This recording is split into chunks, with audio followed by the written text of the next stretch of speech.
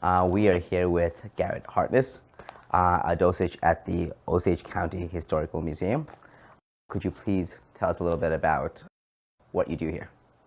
Well, here at the Osage County Historical Museum, I'm kind of like a curator.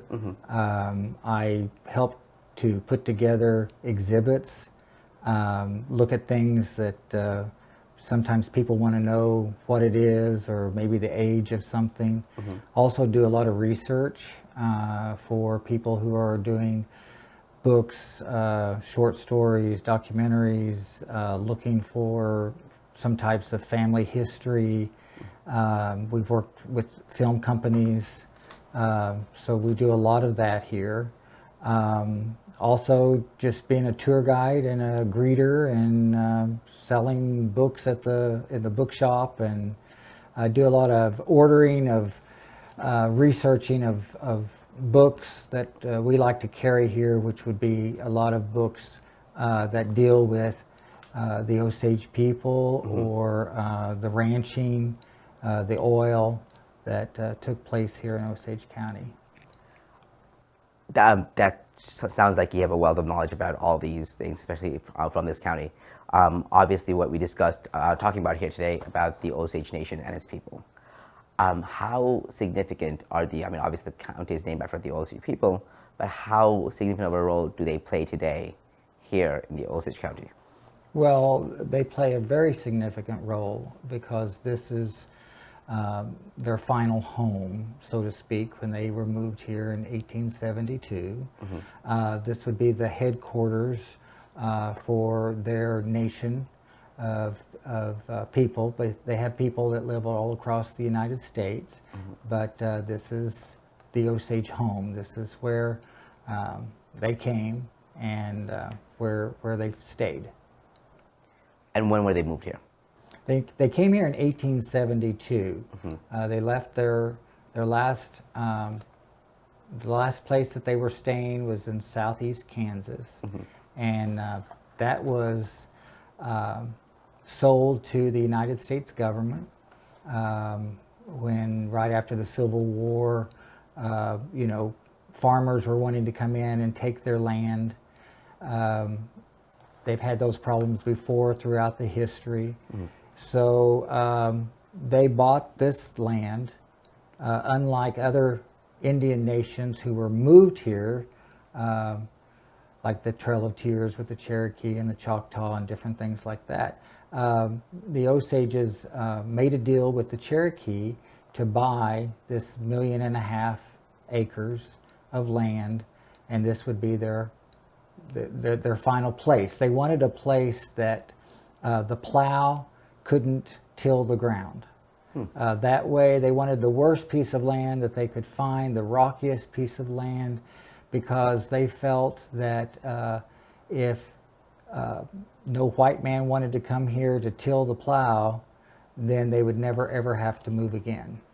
And this would be their final place. That's very interesting, but unfortunately that did not work out the way they had hoped. Unfortunately, yes. Could you elaborate a little bit on that?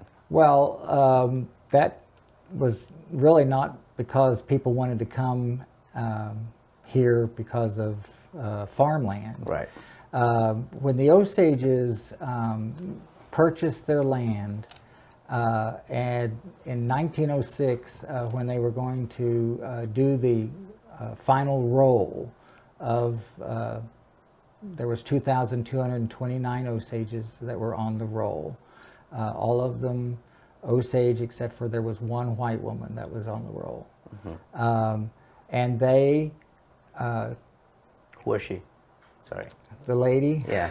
I'd have to look that name up. Okay, so how do you know how she Well, became she got part of on the roll? roll because she was like adopted into the tribe, Okay. or had traveled with the tribe when they came here. Got it. So she was almost like Osage, but she understood. did not have any Osage in her. Okay. So they added her to the roll. Understood. Of that. So in 1906, when they did that, doing the roll, they were smart enough to negotiate for the mineral rights to the land. Okay. Which anything under the ground, gas, oil, gold, silver, whatever they might have, have found here, they were able, that was theirs. Was that a part of the treaty with the Cherokee or the United States government? The United States government. Okay. So it was kind of a strange time how everything kind of happened, because Oklahoma wanted to become a state in 1907. So they needed to have the Osages on board. They had not really talked to them about doing their role. And so that was really, I think, part of the negotiation to speed things along so that Oklahoma could become a state. And it was kind of a catch-22. The government, I think, kind of had to say, well, we'll do whatever that they, are asking for or want. Little did anyone know of the wealth that would be underneath the grass and the dirt on the surface. So was the Oklahoma becoming a state contingent to the Osage people having land here or having a home here? Well, yes, because they, this was their reservation, and Okay. they were not on board like the other Indians were. And I guess what I'm trying to say is that the other tribes had done allotments where they would get 130 acres or 160 acres per member of the tribe.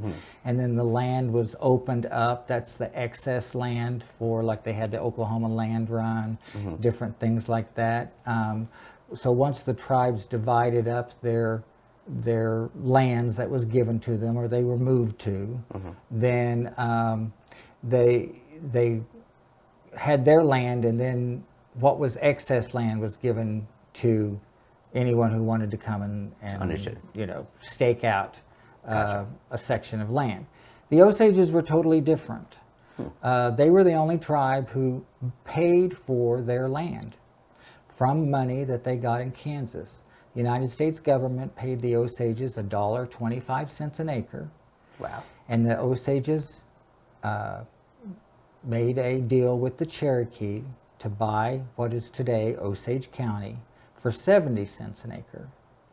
And so that's how this came about.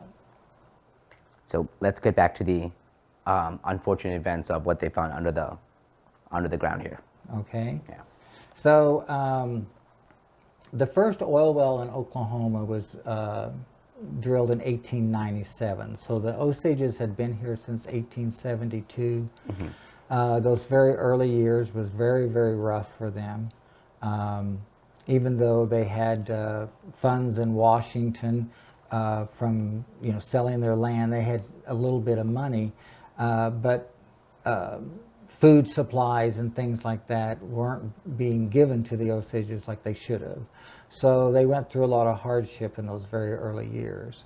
Osage County, being the Osages' land, a reservation, white people could not come and settle on the reservation.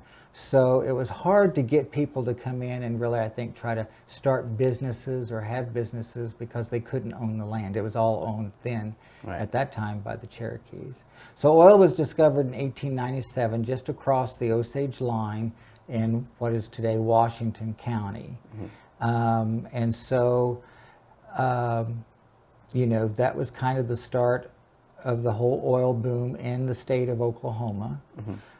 There was a family by the Foster family, and they were from the Northeast, New England area, but they were they made a deal with the Osages to have the rights the only rights at that time to drill on the Osage reservation. Were they the first to drill? Were they the first to drill in the Osage area, nation, in 1897? Yes, they were the first Okay. to drill. Yeah. Yes, they made I have to kind of think. I think it was a 12-year lease Okay. that they had. And then the Osage people would get share the profits. They with would them. get a little share of the profits. Okay.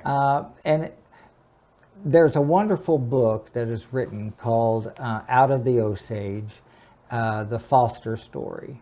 And it really depicts that whole entire scene of how all of that happened.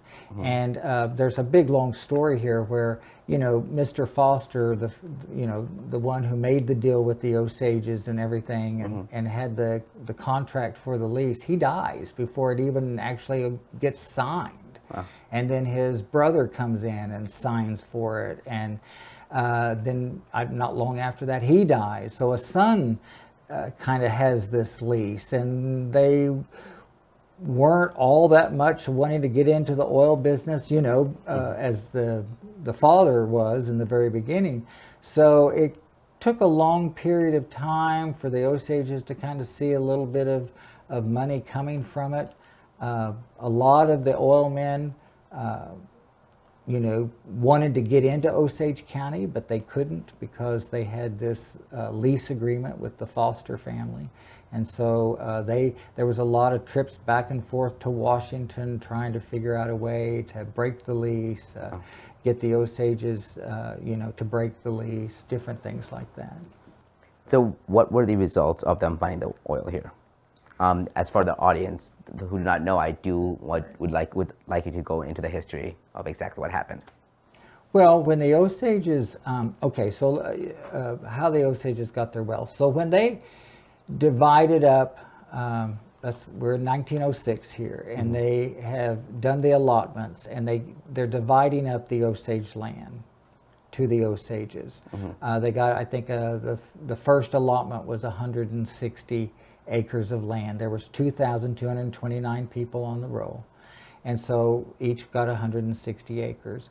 But because the Osages owned their land, they couldn't open up the surplus for people to come in and settle. So the Osages got actually 2 more allotments after the first allotment.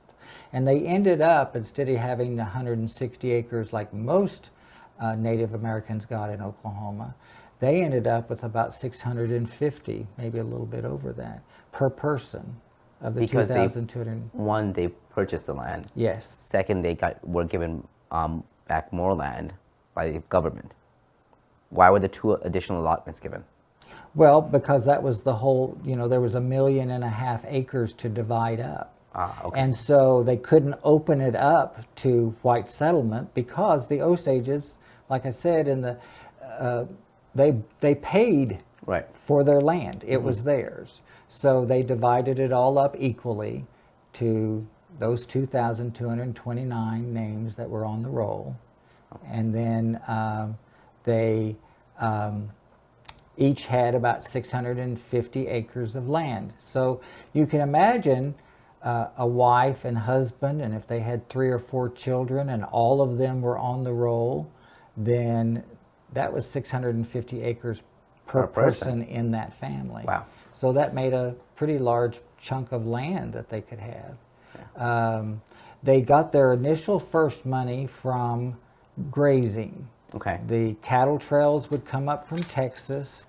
The blue stem grass here was the best to fatten cattle on. And so they would stop here and let the cattle graze, and they would pay the Osage Indians monies to graze their cattle here before they would take them on to the train yards or wherever that they would, ship them out. Gotcha. Up in Kansas. So that's how the Osages kind of first made money here. And then, of course, then it got into the oil and stuff. And little did they know that when they, drilled oil here, that it would be some of the wealthiest oil fields in the world for the late 19-teens, early 1920s. It was just phenomenal, unbelievable, the oil that poured out of this land. There's books and stories that I've read where, some little towns, there was a little town called Whizbang. It was actually, the name was changed to Denoya because the Postal Service didn't like the name Whizbang and wouldn't deliver the mail to a town named Whizbang. So there was a Denoya family that owned a lot of the land there, And so that's where the town got its name. But as Whiz-Bang, it was one of the roughest oil, field towns in the country at the time. Very rowdy, people shooting, drinking, and working 24 hours a day. They would have tents set up where crew would come in after an 8-hour shift, and they would rent a cot, and then another group would go out and they would do their shift and come back, and then Wow. stuff like that. I mean, that's just how many people they had. So these little towns would just pop up. These oil field towns would pop up overnight, and there would be, at the time, the oil was coming so fast that there were no roads. There was, no train or much in train tracks or anything like that to ship the oil out on. A lot of it was pumped into big, huge barrels that would be on the backs of wagons to get the oil out, to get it to a train, station, to get it pumped in so that they could take it out of here. Wow. So in those little towns and stuff, the roads would get so, when it rained, everything was dirt, and they would be so such a mess that maybe they would just drive in between two houses and make a new road to travel around, because it was impassable to, mud being so thick and deep and all that kind of stuff. So these oil towns are popping up everywhere, and is this happening in Osage land at all, or is it happening because they're drilling in Osage land? These towns are popping up in Osage land, correct? Yes. Okay, and how does that affect the Osage people? Well, they obviously when the oil man drilled, the Osage people would get a portion of the proceeds from that. So let's kind of describe it this way for people who don't understand what maybe a headright is. Okay. So I'm one of them. Okay. Well, so the Osage people, when they signed the roll, the 2,229, they each got what is called a headright. okay. Every one of them was given one headright. That headright was like, today we might kind of compare it to if you bought a share, a stock in Okay. a company. Okay. Okay. So they had a share of profits from oil and gas, or whatever they were getting, that would be divided up between them. So when the oil was coming in and the prices and everything like that, Osages were receiving lots of money as individuals. Again, we talked about the land being 650 acres per person on the roll. Well, imagine if you a husband and a wife and you've got 4 kids and it's 1918, and all of you in that family are getting $4,000, every 3 months. Right. That's a huge amount of money for the time. Especially that time, yeah. At that time, yeah. Yeah. So I have read and seen where back in those days, in those 1920s, the late teens, that the average American worker would get about $1,000 a year. That's what they would make, And the Osages were making about $65,000 Wow. a year. Were there any negative outcomes from this? Absolutely. Throughout history, people start, coming because of the wealth, and, they want a way to get it. Right. And so with the Osages, what a lot of them did is they came in here and started businesses.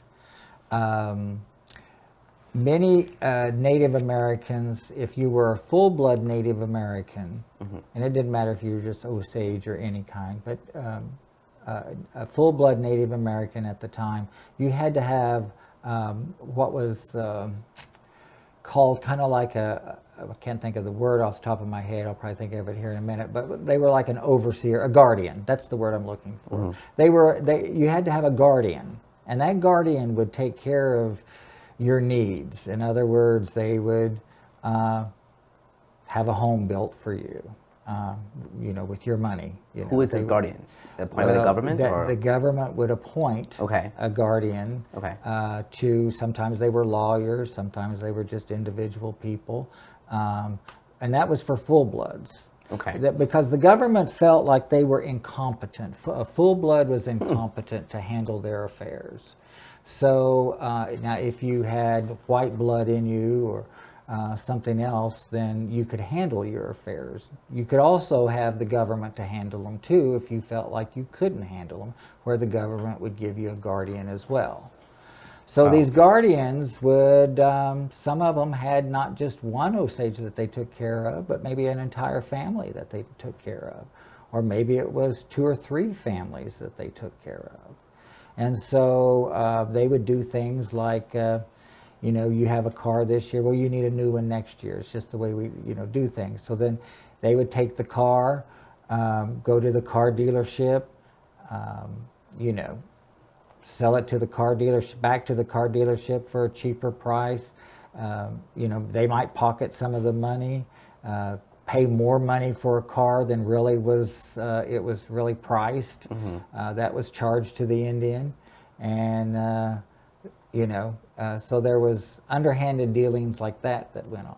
How often, given the amount of wealth, I'm guessing this happened pretty often.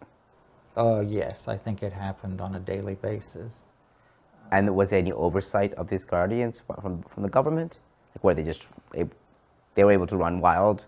Well, they had, the government had a superintendent that came here.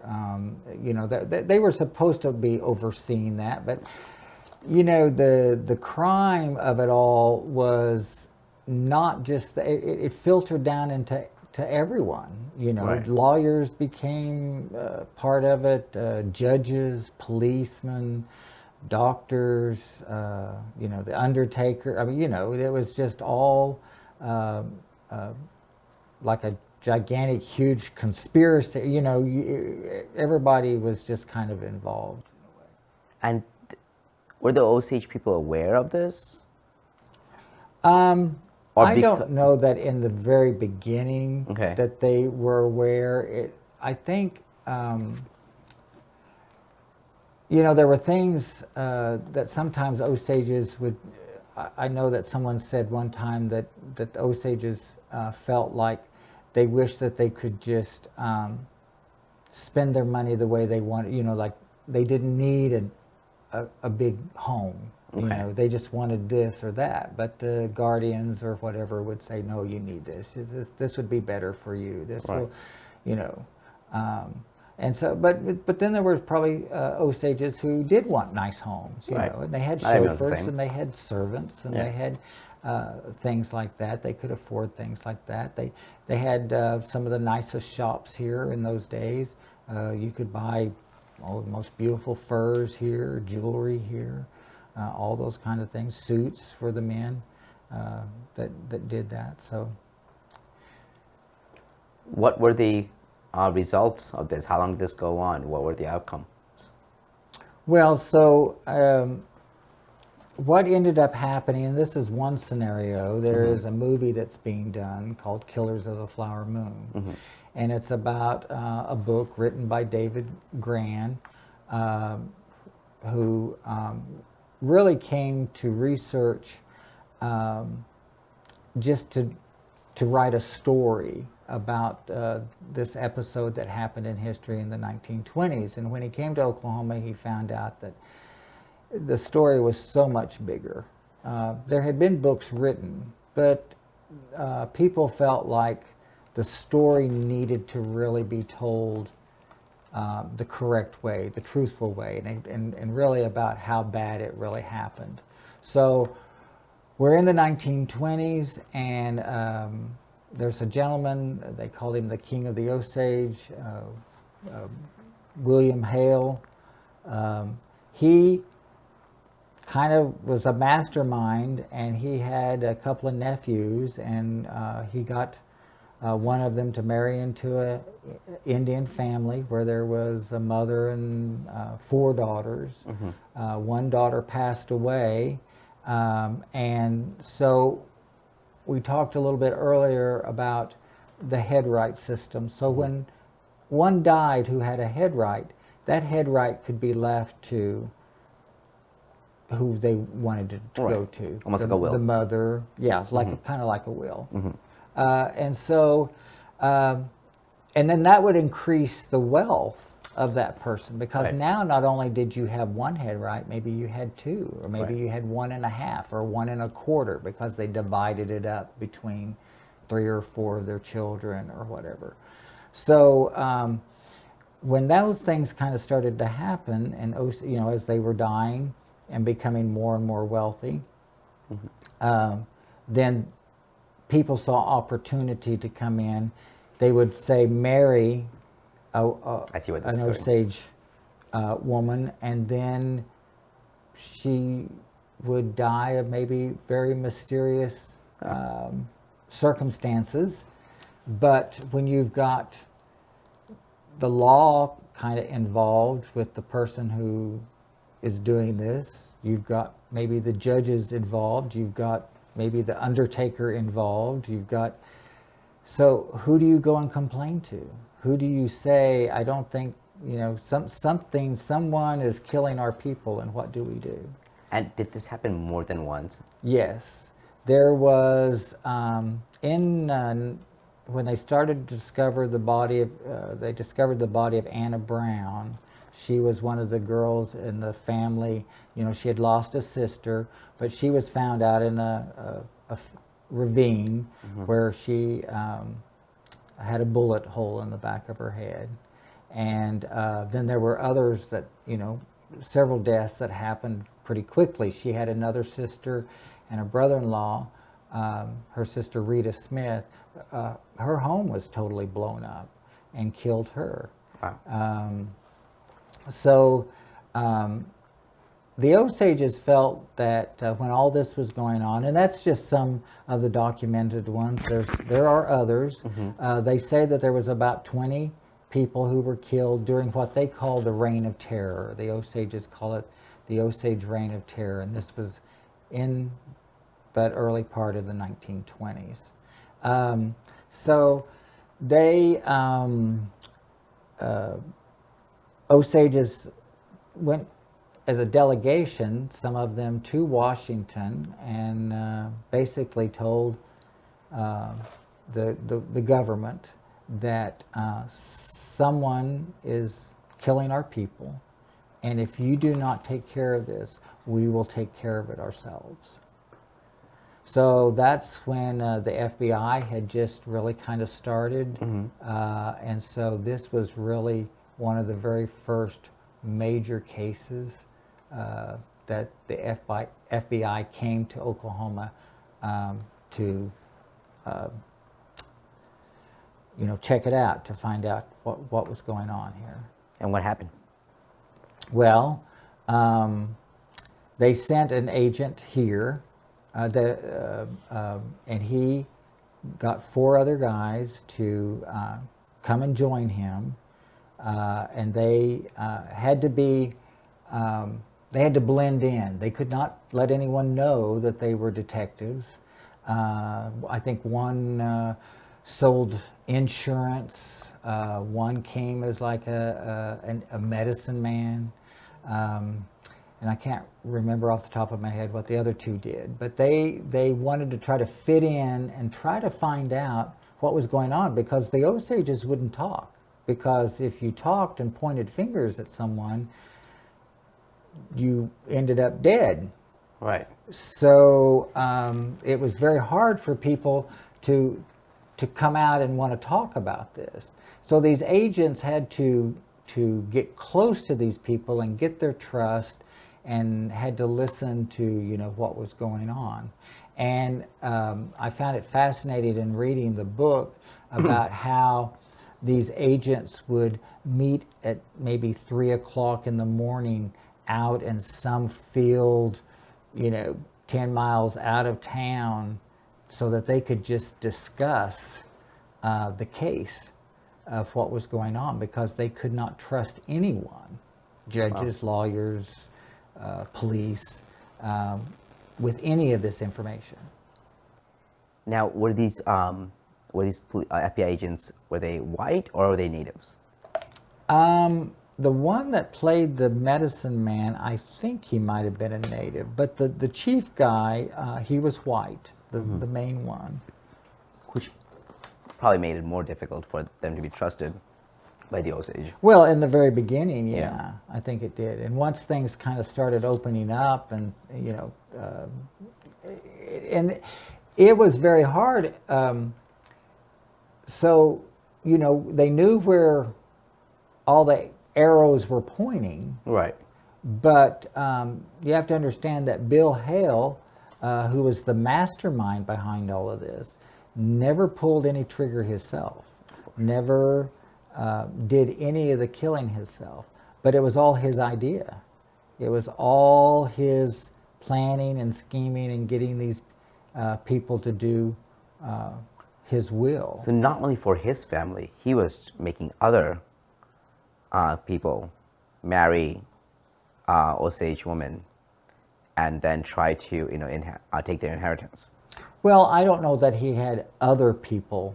So it was just only his family. But he had two nephews, and the one nephew we know that married into this family. The mother died. 3 sisters died. Left only the one sister that his nephew was married to. Huh.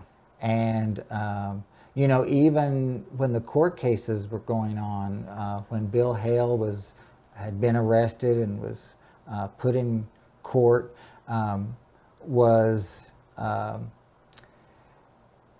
his nephew, and his last name was Burkhart, Ernest Burkhart was his full name.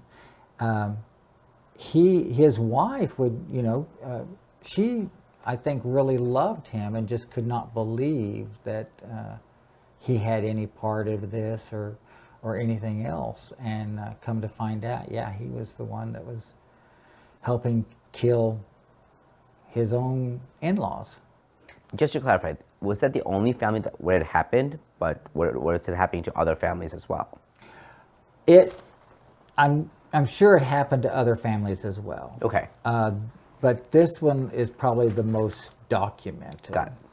So ultimately, Bill and this was the only one. Excuse me, but this was the only one that really went to trial, where they actually convicted these people.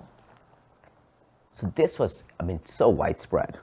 Yes. And I'm having a hard time understanding how in the Osage Nation, where they have all this wealth, they have autonomy. How can this happen? How can a conspiracy this big happen right under their noses? And were they complacent? Were they just couldn't even imagine that this could be happening to them? How did this take place? Well, so a lot of it wasn't just like finding an Osage just shot and left on the side of the road or something like that. A lot of these people were dying by poisoning, but the poisoning was being done in such a way that it wasn't like it killed them right away. They had a couple of them, several of them died of kind of what was called like a wasting disease, and I think that was caused by giving them little small doses of poisoning, which was making them sick, where they couldn't eat. And they would also, many Native Americans, the Osages, a lot of them drank a lot of liquor. Maybe they would get so drunk, and then they would call the doctor to come in. The doctor would give them a shot of morphine, a huge dose of morphine, underneath the arm, which would kill them. And the doctor was involved. And so the doctor's report would say they died of alcoholism. Wow. So at the beginning, Osages just thought they drank themselves to death, you know, or, you know, they just had some kind of illness. They didn't, you know, it was just, but from the time that they signed the roll in 1906 to the mid-1920s, of those 2,229, David Grand writes in his book that over 600 had died by that time. Now we're just talking a 20-year span, and practically a third or a fourth of the entire nation has passed away. Yeah. How do they recover? I mean, once they are convicted, once Bill Hale is convicted, is there any recovery for the Osage? Like, do they see better days? Well, I know from having many Osage friends and having Osages in my family that the Osage Indian Reign of Terror to this day is still a very hurtful time in the minds of the descendants of those people. You know, it was just all so unjust. Of course. Unjust to do this to these people. The Osages are good people. They are giving people. And, you know, to just have those kind of things. So there is probably some healing process. The movie coming out, this book that came out in, I think it was 2017, you know, it was the largest bidding war ever for the book rights to do a movie for this book. $5 million is what I'm told. The movie itself is, I think, the largest budget ever for a film in the United States. $200 million is what I'm told. So they really want to try to show the world what happened during this time of period in American history. There's something that you don't read about in the history books, something that happened right here in the United States, you know, in such a brutal way. Yeah. Yeah. How are the Osage people doing today? Well, you know, Osages now as a nation, you know, a lot of Indian nations now have better ways to make money for their tribes. They have, you know, there's a lot of them have casino wealth. I think, you know, obviously they've become better educated.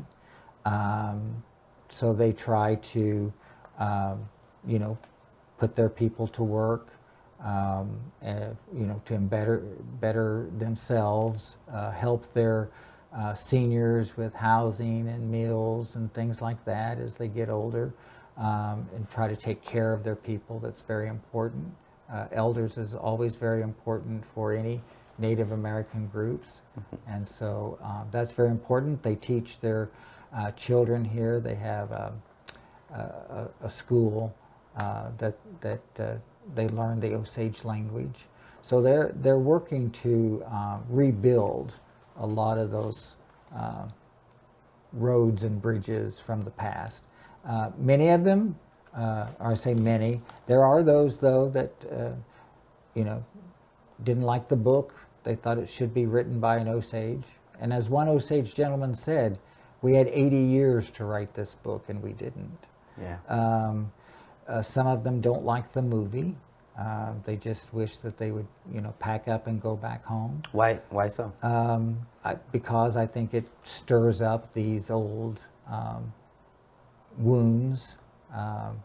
You know, I've had people come into the museum who come to buy the book or have come and talked about the book, and they talk about, you know, especially those who had relations during that time period, and would say, you know, I couldn't read the book at night. It was just, it scared me. Others would say, I just can't read the book without crying. I just cry after I read certain passages in the book because it's touched them.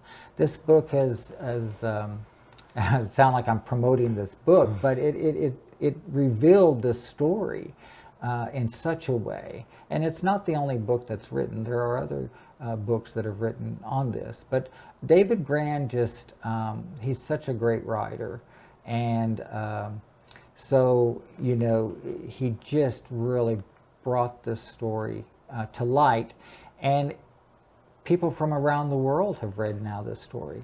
Right here in Pawhuska, Oklahoma, a little town of 3,500 people, had a gentleman that came in here several months ago, and we always ask them, what brings you to Pawhuska? Are you here to see the Pioneer Woman? She has a cooking show and has restaurant stuff here. Or are you here because of, you know, you've read about the Osages and you wanted to see? And he said, no, I came because I read this book, Killers of the Flower Moon. I came because I wanted to see where the Osage people lived and are living. And I asked him, I said, where are you from? And he said, Norway. He traveled all the way from Norway to our little town because he said the book just touched him about the Osage people. Yeah, that's I thank you for, and if you thank you for letting me know about the book. I spoke to Jake Tiger from the Seminole Nation earlier today, and Edwin, who said that he knows of you, and he's one of the elders there. But Jake Tiger is actually in the movie, and he was telling me about it. To be absolutely honest, I had not heard of the book before, but it seems like I read Bury My Heart at Wounded Knee when I was very young, and I remember coming to tears reading that book, and it seems like, you know, it's very akin to that, so I will definitely check it out. Also on our podcast, we post books that people recommend, our guests recommend, so if there's other books about the Osage people that you would want us to read, please let me know.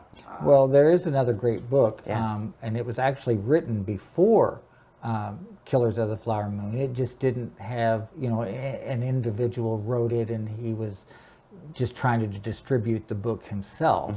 But after I read Killers of the Flower Moon when it first came out, and I met David Grann, as a matter of fact, he had called me from New York. I didn't know who he was and wanted to know if I could tell him things about the 1920s here, which I did.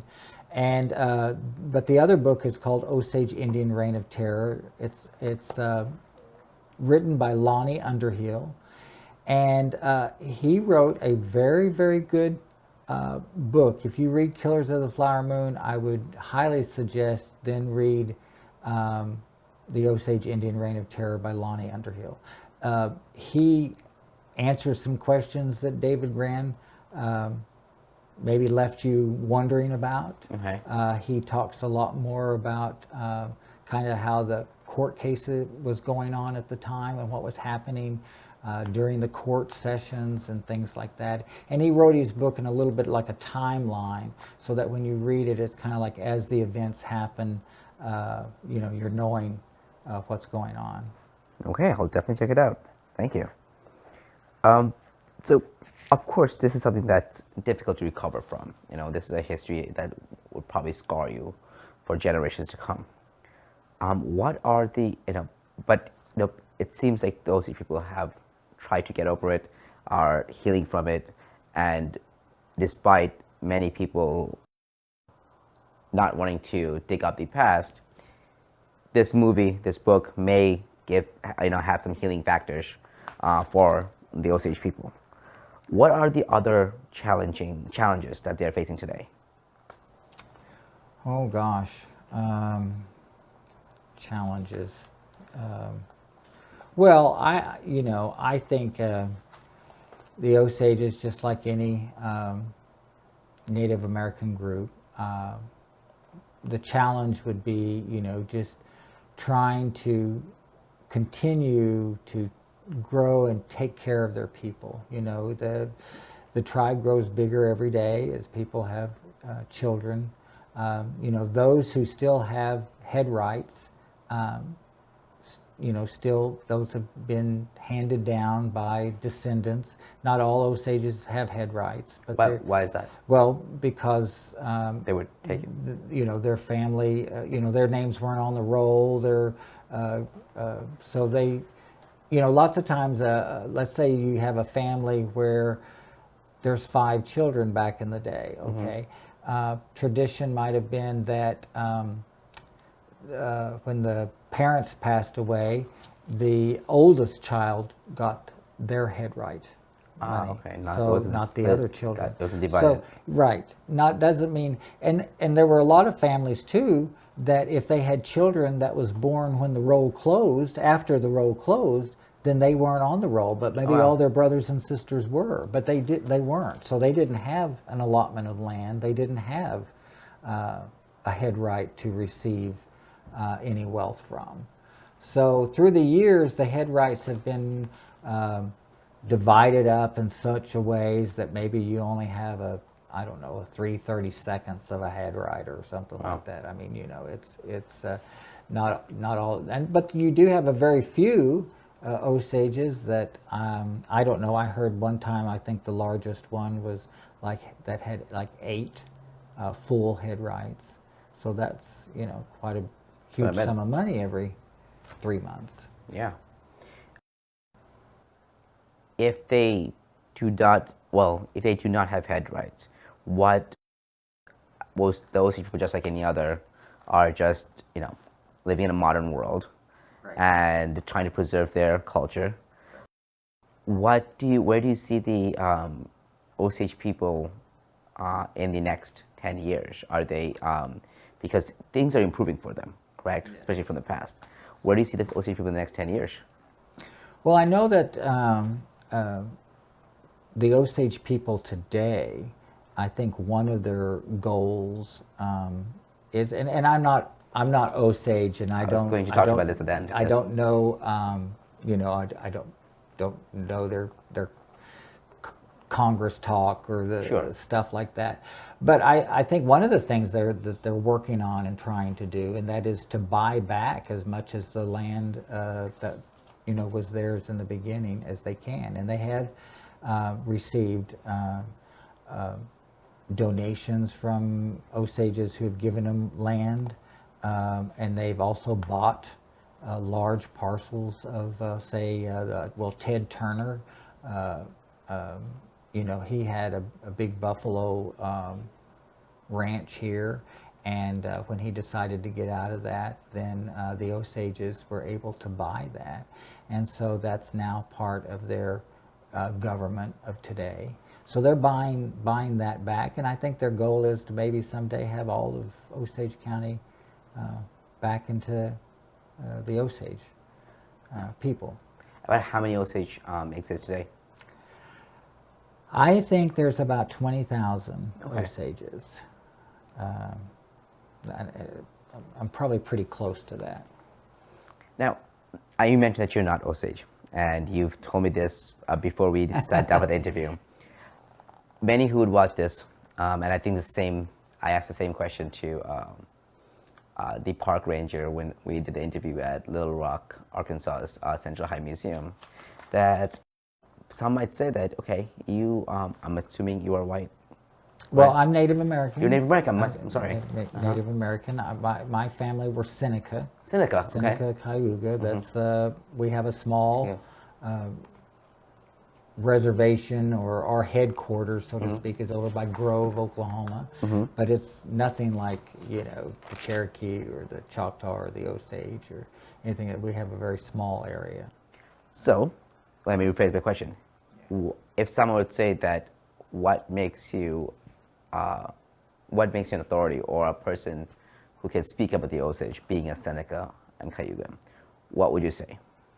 Well, I think I would say I know from my friends who are Osage, from my family. I have members of my family, cousins, nieces, nephews that are Osage. So I'm interested in Osage culture and their history to try to learn what I can I work in a museum. I do a lot Right. of research and things, so I hear and read, what we've talked about. There's still a lot more that I want to know, just like, a lot of people, probably a lot of your listeners would probably want to know after, Yeah.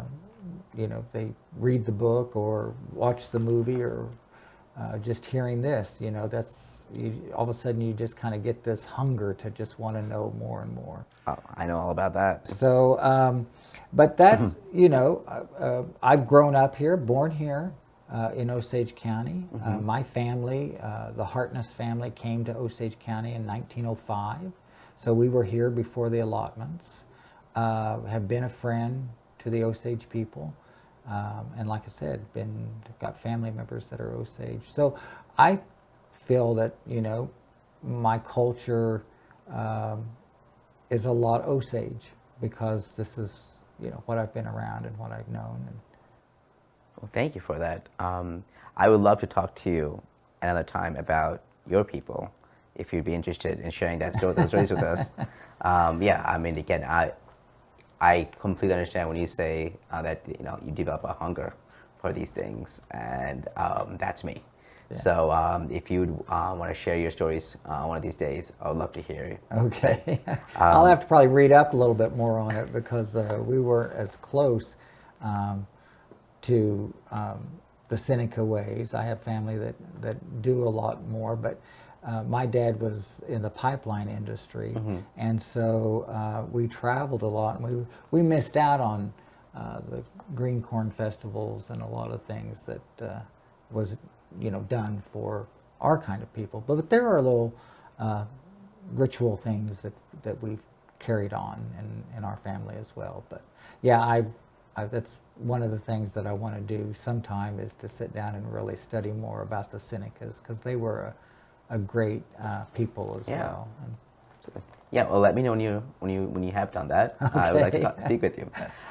Finally, we've been sitting here in this amazing place that I have repeatedly told you as I was walking around that this is a really cool place. Thank you. We're very proud of our museum. Yeah, to finish up, why don't you tell us a little bit about this museum, and so we can inform our listeners, and maybe you can have people from all over the world, like as that person from Norway, come visit you here, but for your museum. Okay, well, we are museum that's located in Pawhuska, Oklahoma.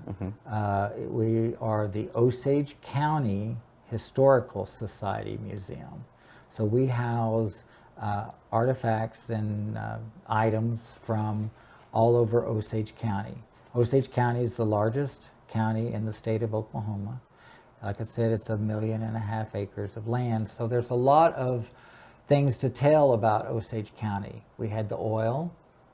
We have, the Osage. We have, we're the home. Pawhuska is the home of the very first Boy Scout troop in the United States. Wow. Was started right here in Pawhuska, Oklahoma. Now, it was under a British charter when it started, but it began in 1909.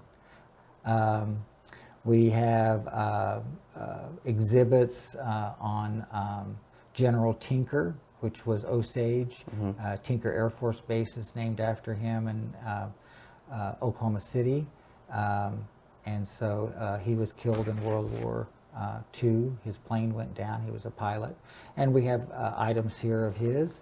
Maria and Marjorie Tallchief, which is Osage ballerinas, were from Osage County. And Maria Tallchief was the highest paid ballerina in the world in the 1950s and America's very first prima ballerina. Wow. So we have some things to see about that.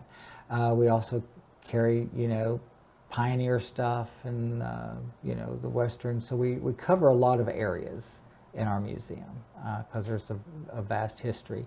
The room that we're in right now, this room is what we kind of call our Osage room. We have Osage things throughout the museum, but this one, everything in here is Osage or depicts something that Osages would wear or use. The pictures in here of the chiefs, some of the old most famous chiefs in the Osage people. And we also have some photos right over here. There are 8 photos, and that was taken in 2018, and that is the last remaining full-blood Osages. Wow. There's only 8 when that was done. And right now, the lady Yvonne Lookout Wilson, she's passed on. So now there are only 7 full-blood Osages. But our museum, like I said, we carry a wonderful kind of a research bookstore here where we carry a lot of old books that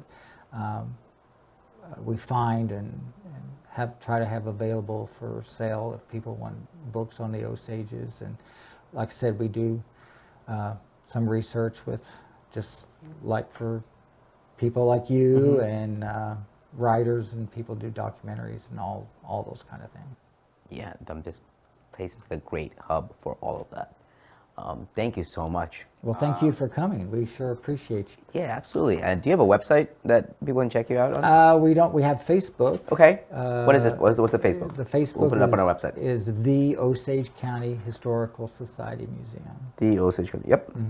I will, and we'll exchange emails and we'll set up, put all that stuff up so people can find you Yeah. to us. Yeah, absolutely. Garrett, thank you so much. Thank you. Much appreciate it. Thank you. Appreciate it.